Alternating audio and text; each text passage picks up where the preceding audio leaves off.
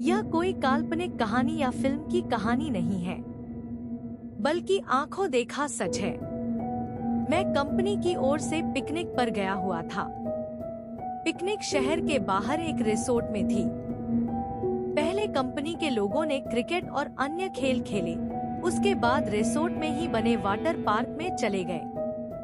वहाँ केवल कुछ लोगों को ही तैरना आता था।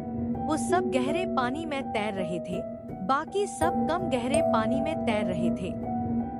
हम दोस्तों में एक शर्त लगी, पानी में एक सिक्का फेंका जाएगा और जो सबसे कम समय में सिक्का ढूंढ के लाएगा वह जीत जाएगा।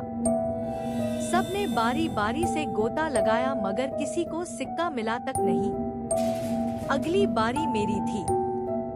मैं भी कूद गया, लेकिन पानी में जाते ही दृश्य बदल गया। मैंने पाया कि जमीन 20 या 25 फीट दूर थी। नीचे एक कब्रिस्तान दिखाई दे रहा था। वहाँ एक औरत खड़ी थी जो चेहरे और पोशाक से भारतीय नहीं लग रही थी।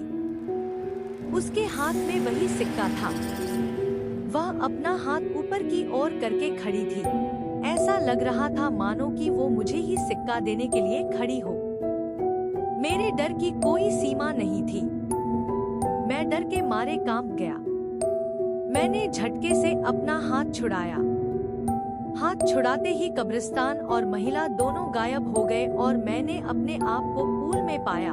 मुझे लगा जैसे कि मैं किसी सपने से जागा हूँ। मैं जल्दी से पानी से बाहर आ गया और दूर जाकर बैठ गया। मेरी सांस फूल रही थी और मैं खांस रहा था। मेरे दोस्तों मेरी मदद करने लगे। थोड़ी देर में मैं सामान्य था। हर कोई पूछ रहा था कि क्या हुआ। मैंने बस सर हिलाते हुए कुछ नहीं में जवाब दिया। मैंने मुट्ठी खोल कर देखी तो सिक्का मेरे हाथ में था।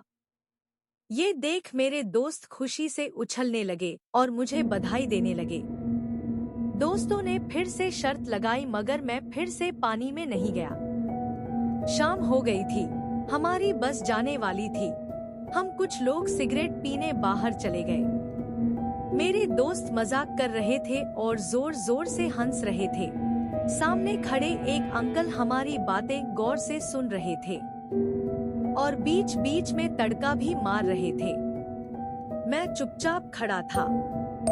मेरे एक दोस्त ने मजाक में पूछा कि मैं तब से चुप क्यों हूँ, क्या अंदर कोई भूत देख लिया। ये सुनकर अंकल ने मजाकिया लिहाज में कहा कि अंग्रेजों के जमाने में यहाँ कब्रिस्तान हुआ करता था। जरूर किसी गोरे का भूत देख लिया होगा। ये सुनकर सब हंसने लगे, मगर मुझको यकीन हो गया था कि जो